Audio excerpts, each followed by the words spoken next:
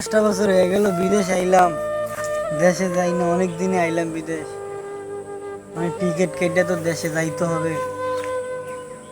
বাড়ির দিয়ে একটু ঘুরতে ঘাটতে তো হইব। অনেকদিন আইলাম বিদেশে, এখন টিকিট কেটে বাড়িতে চলে যাবো।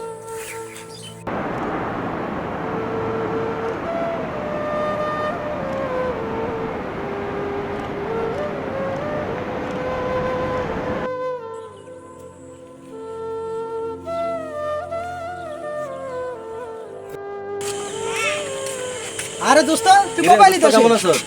তোমরা কি? আমি তো তোমাকে চিনি না। এটা কেমন কথা বললে দোস্ত? এখানে একটা কথা বললা তুমি। হ্যাঁ? এত কষ্ট করে বিদেশ পড়লাম, তুমি দেশে আসছো কবে সেটাও জানি না। কই তোমরা? বাংলাদেশে আসছো তুমি, আমরা সেটাও বললা না। কোথায় আমার টাকা দিতে দেবো? কথাগুলো ভাই ভাই এটা একটা কাজ করলো হয়।